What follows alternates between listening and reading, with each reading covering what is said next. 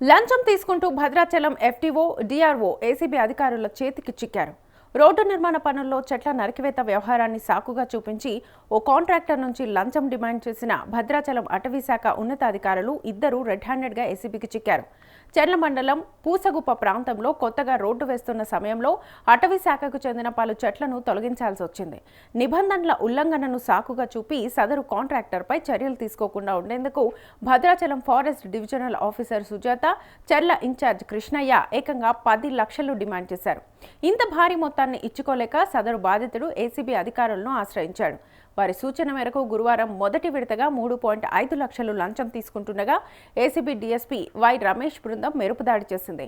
డబ్బుతో సహా అధికారులను అదుపులోకి తీసుకున్నారు. నా పేరు Y Ramesh, DSP ACB Khammam and Bhadradri Kothagudem చూస్తాం.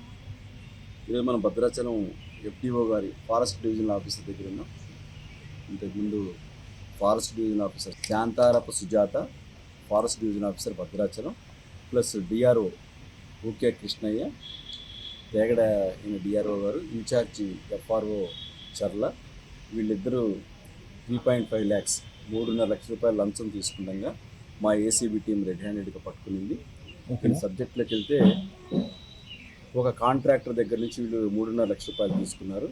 ఇది ఎందుకు ఇవ్వాల్సి వచ్చిందంటే, ఈ కాంట్రాక్టర్ పూసుగుప్ప నుంచి ఛత్తీస్గఢ్, చర్ల మండలంలో పూసుగుప్ప నుంచి ఛత్తీస్గఢ్ మధ్య ఒక 2 కిలోమీటర్ల రోడ్డు వేశారు.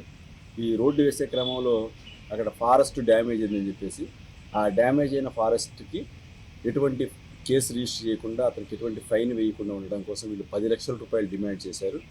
ఆ కాంట్రాక్టర్ 10 లక్షల రూపాయలు ఇవ్వలేనని చెప్పేసి మాకు ఏసీబీని అప్రోచ్ అవ్వడం జరిగింది. వెంటనే ఏసీబీ మా ఆపరేషన్ స్టార్ట్ చేసి వాళ్ళ డిమాండ్ అవన్నీ రికార్డ్ చేయడం జరిగింది. చేస్తే అతను నెగోషియేషన్ చేసిన తర్వాత 10 lakhsని కాస్త అతని రిక్వెస్ట్ మీద 3.5 lakhs డిసైడ్ చేశారు. ఈరోజు అదే 3,50,000 అమౌంట్ ఇస్తుండగా రెడ్ హ్యాండ్కి పట్టుకున్నారు. వాళ్ళ కలర్ టెస్ట్ కూడా చేయడం జరిగింది. కలర్ టెస్ట్ కూడా పాజిటివ్ వచ్చింది. మీ అందరికీ మరొకసారి పబ్లిక్కి రిక్వెస్ట్ చేస్తుందంటే 1064 మా టోల్ ఫ్రీ నెంబర్. మీకు ఏ ప్రభుత్వ అధికారైనా మిమ్మల్ని ఎవరైనా లంచం అడిగితే, లంచం ఏ రూపంలో అడగచ్చు, అది వస్తు రూపంలో కానీ, మనీ రూపంలో కానీ, సేవ రూపంలో కానీ ఎలా అడగచ్చు. అడిగితే మీరు 1064 కాల్ చేయండి. ఇది రౌండ్ ద క్లాక్ 24/7 అందుబాటులో ఉంటుంది. ఖచ్చితంగా మీ రెస్క్యూకి మేము వస్తాం. తర్వాత మీ వివరాలు కూడా మేము గోప్యంగా ఉంచుతాం. మీకు ఒక అపోహ ఉందేమో, ఒకవేళ ఏసీబీని అప్రోచ్ అయితే మనకు జరగాల్సిన పని అన్న వాయిదా పడుతుంది, పెండింగ్ పడుతుంది. అలాంటి ఏం లేదు. మీకు జరగాల్సింది, చట్టబద్ధంగా జరగాల్సిన పని అయితే ఖచ్చితంగా ఏసీబీ మీకు తోడు ఉంటుంది. ఆ పని కూడా త్వరగా అయ్యే విధంగా సహకరిస్తుంది.